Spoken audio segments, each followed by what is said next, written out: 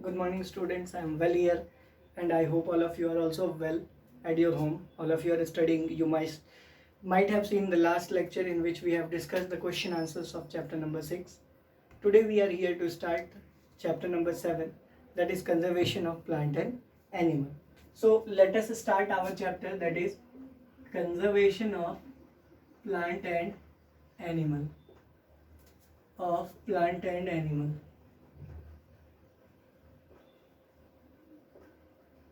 So let us see here what is the meaning of this chapter. What can we say about conservation of plant and animal? First of all, let us understand what is the meaning of conservation. Conservation का क्या मतलब होता है, ये ज़्यादा important है समझना. Conservation का मतलब होता है बचाव करना. कंजर्वेशन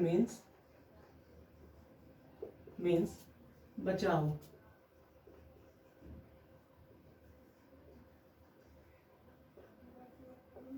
ठीक है, बचाव करना होता है, या फिर इसको हम सुरक्षा देना भी कहते हैं.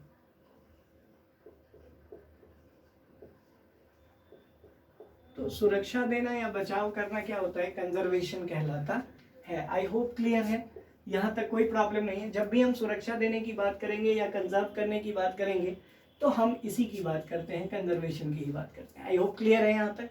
दूसरी और इम्पॉर्टेंट बात क्या है कि प्लांट और एनिमल को ही कंजर्व करने की क्यों जरूरत पड़ी. प्लांट एंड एनिमल को ही कंजर्व क्यों करते हैं, why is plant and animal conserved, या why are plant and animal conserved. So let us see here about plant and about animal. Let us see conservation of plant and animal की अगर हम बात करेंगे तो कंजर्वेशन का मतलब क्या होता है.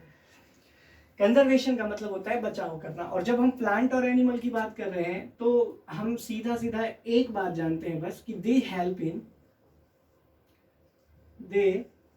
Help in maintaining ecological balance. Ecological balance उनका काम क्या है, इकोलॉजिकल बैलेंस को मेंटेन करना. वहीं दूसरी ओर हम ये भी कहते हैं कि दे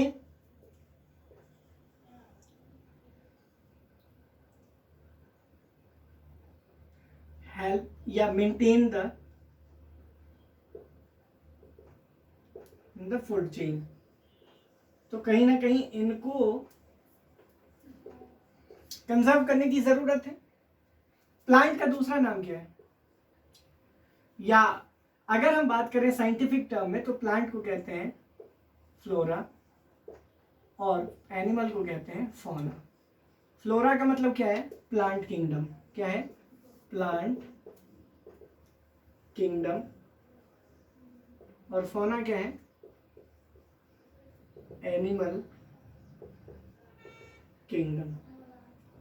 I hope all of you must have got it. Plant kingdom और एनिमल किंगडम को लेकर कोई प्रॉब्लम नहीं है. दूसरी बात यह भी है कि कंजर्वेशन का मतलब था बचाव करना, कंजर्व करना, हमने बचाया इसको. अब फ्लोरा और फौना, इन दोनों को किस तरह से हम बचाते हैं वो हम आज देखेंगे. ठीक है, और क्यों बचाते हैं वो देखेंगे. आई होप यहां तक समझ में आ गया. नेक्स्ट क्या है, नेक्स्ट सबसे पहले हम प्लांट किंगडम की बात करते हैं कि प्लांट किंगडम को कंजर्व करने की जरूरत क्यों. Why are plants needed to be conserved? Needed to be conserved. Why are plants needed to be conserved? Plants are needed to be conserved because they help in maintaining the temperature of the surrounding. Means what? They help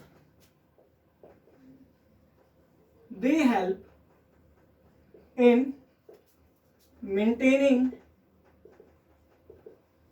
the temperature of the surrounding. ठीक है, ठीक है. दूसरी बात, they act as the natural shelter to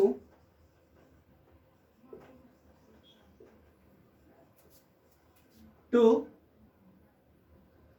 wild animals या many animals हम कहेंगे।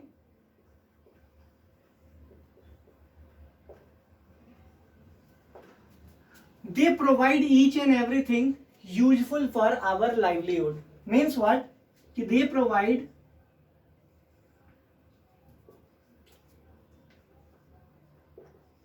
each and everything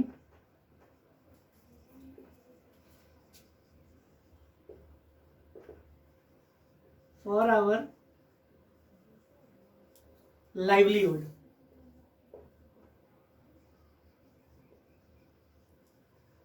अब देखो बेटा, ये तीन ऐसे हैं, तो तीन ही पॉइंट, लेकिन ये ऐसे पॉइंट्स हैं जो हमारी लाइफ का बेसिस है, मतलब इनके बिना हमारा जीवन पॉसिबल नहीं है। सबसे पहली बात तो they help in maintaining the temperature of the environment या इकोलॉजिकल बैलेंस। जब मैं कहता हूं तो इसका मतलब ये होता है कि इकोलॉजिकल बैलेंस में ये भी शामिल है कि वो हमें ऑक्सीजन देता है जिसको हम इनहेल करते हैं, कार्बन डाइऑक्साइड जिसको हम रिलीज करते हैं।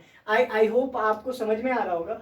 उसके बाद दूसरी बात हम ये भी कहते हैं कि they act as the natural shelter to many animals. कई बार क्या है कि अगर हम देखें फॉरेस्ट्स को, बहुत सारे फॉरेस्ट्स ऐसे हैं और हमें इस बात की जानकारी भी है कि फॉरेस्ट में वाइल्ड एनिमल रहते हैं, तो कहीं ना कहीं वो उनका अपना प्राकृतिक घर है, नेचर के द्वारा दिया गया है, उसको हमने नहीं बनाया, इसीलिए वो नेचर का काम करता है कई वाइल्ड एनिमल्स के लिए। तीसरी बात, they provide each and everything for our livelihood, जैसे फूड हो गया, शेल्टर हो गया, ऑक्सीजन हो गया, बहुत सारी ऐसी चीजें हैं जो हमें प्लांट प्रोवाइड करता है। आई होप क्लियर है। बट नाउ अ डेज अब क्या है, due to the greed of human being, due to the nowadays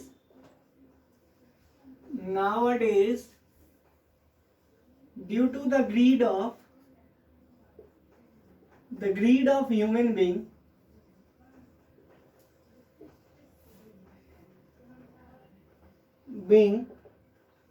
plants are being cut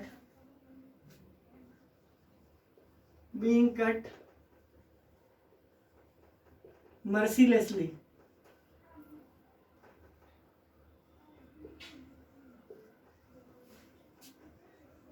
और प्लांट जब मर्सीलेसली कट होता है ना बेटा, तो बहुत नुकसान पहुंचाता है। आई होप आप लोगों को ये समझ में आ रहा होगा।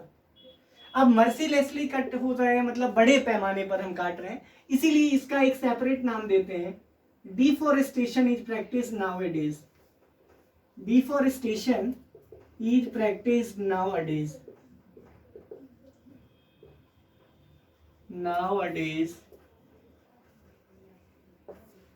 ठीक है।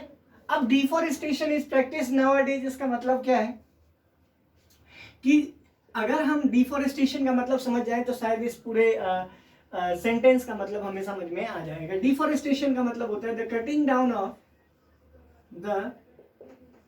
Down of trees at a large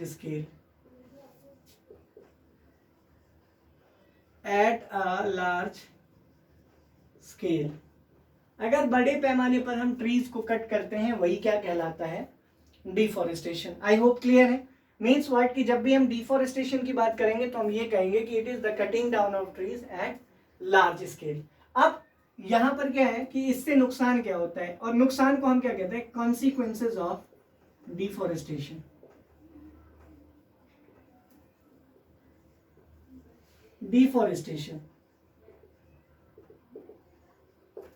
अब कॉन्सिक्वेंसेस का मतलब क्या होता है, हार्मफुल इफेक्ट।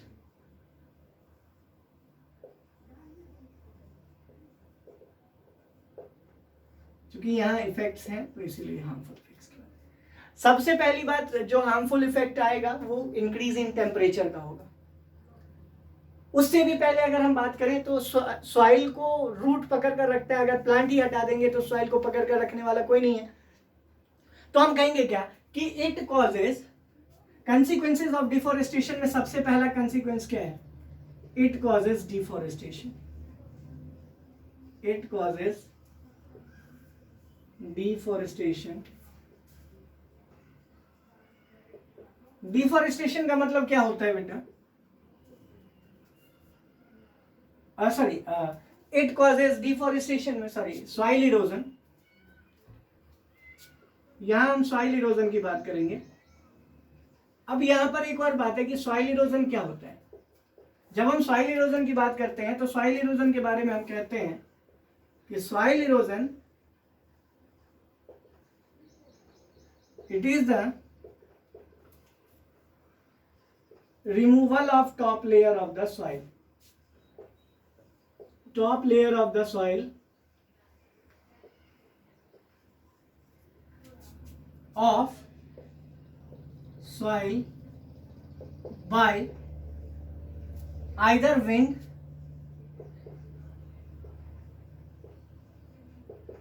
और या तो विंड से या फिर दूसरा किससे, तो हम कहेंगे क्या, रेन। अब इससे क्या होगा बेटा, क्योंकि हम जानते हैं कि टॉप मोस्ट लेयर जो होता है वही होता है क्या, फायदेमंद क्रॉप्स को ग्रो करने के लिए, वही प्रोडक्टिव होता है। तो अगर ये टॉप लेयर रिमूव ही हो जाएगा तो soil becomes unproductive. Due to soil erosion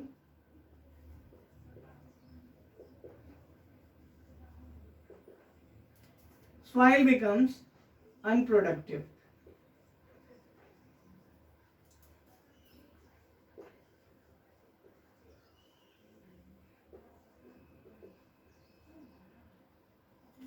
Soil becomes unproductive. अब जब soil erosion की वजह से soil unproductive हो गया तो यहां पर it leads to the desertification of the soil. It leads to desertification of soil. अब यहां देखो बेटा कि हमने तो एक ही काम किया था कि ट्रीज को कट किया था, उसकी वजह से हुआ सॉइल इरोजन। सॉइल इरोजन में क्या हुआ कि टॉप लेयर जो है वो सॉइल का रिमूव हो गया। अब उससे नुकसान क्या हुआ कि सॉइल अनप्रोडक्टिव हो गया, क्योंकि टॉप मोस्ट लेयर ही रिमूव हो गया जो फर्टाइल रहता है, और वही अगर रिमूव हो गया तो सॉइल अनप्रोडक्टिव। और जब ये अनप्रोडक्टिव हो गया तो उसकी वजह से क्या हो गया, डेजर्टिफिकेशन हो गया। किसका, सॉइल का। सॉइल बंजर हो गया, और बंजर जब हो जाता है कोई भी सॉइल तो यहां पर किसी भी तरह के क्रॉप को ग्रो करना पॉसिबल नहीं है। आई होप यहां तक समझ में आ गया होगा आपको। उसके बाद नेक्स्ट पॉइंट क्या है बेटा कि दूसरा कंसीक्वेंस क्या है इसका। इसके अगर हम दूसरे कंसीक्वेंस की बात करेंगे तो हम क्या कहेंगे, देखो ध्यान से। दूसरा कंसीक्वेंस है डिफॉरेस्टेशन के बाद, वो है आपको पहला मैंने लिखा था it causes soil erosion,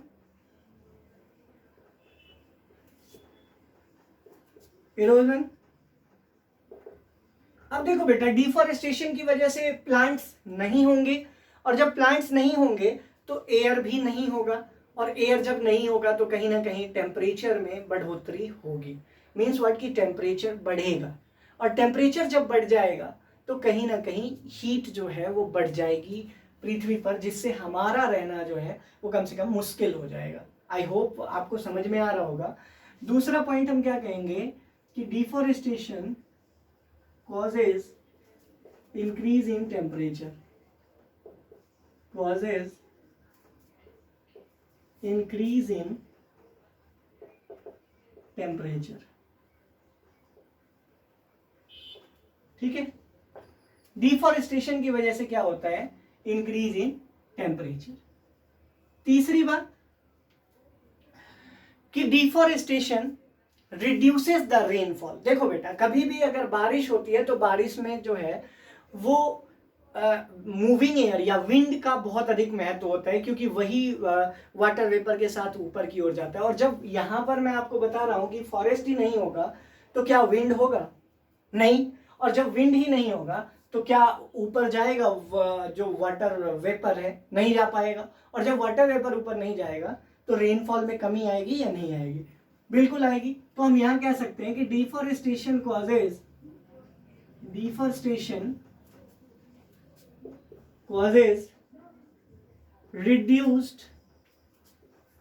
reduce या reduction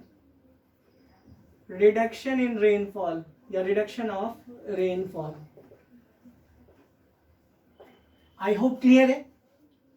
चौथी बात अगर हम करेंगे तो हम ये कहेंगे कि deforestation causes reduction of rainfall उसके बाद लास्ट पॉइंट हम ये कहेंगे, अगर बारिश नहीं होगी बेटा, देखो सारे पॉइंट एक दूसरे से लिंक है, अगर रेनफॉल नहीं होगा तो इसकी वजह से सूखा पड़ेगा, तो हम क्या कहेंगे कि deforestation is one of the major cause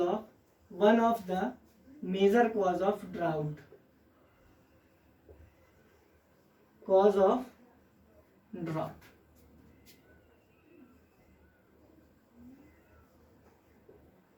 I hope clear है यहां तक,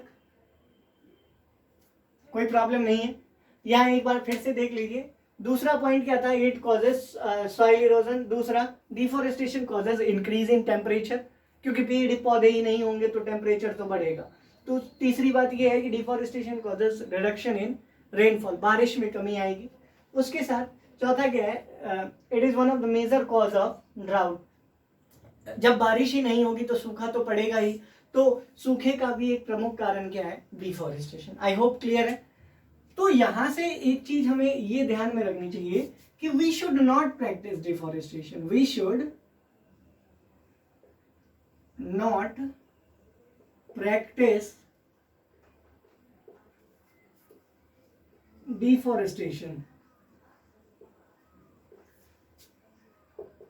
हमें डिफॉरेस्टेशन को प्रैक्टिस नहीं करना चाहिए। और जब हम डिफॉरेस्टेशन को प्रैक्टिस नहीं करेंगे तो यहां हमें फायदा हो जाएगा। क्या फायदा हो जाएगा, if we are not going to practice deforestation, तो इसके लिए कौन सा प्रोसेस हम अप्लाई करेंगे, तो हम कहेंगे क्या, we should practice afforestation, we should practice afforestation. What should we practice, afforestation. अब एफोरेस्टेशन का मतलब क्या है, एफोरेस्टेशन की अगर हम बात करें तो इसके लिए हम क्या कहते हैं, the growing of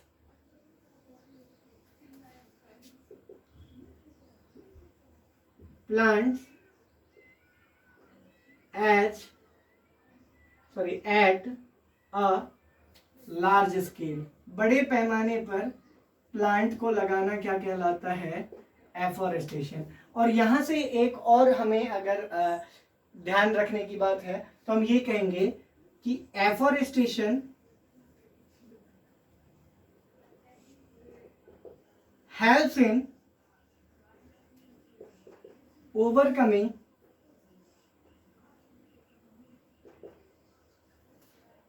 the consequences caused by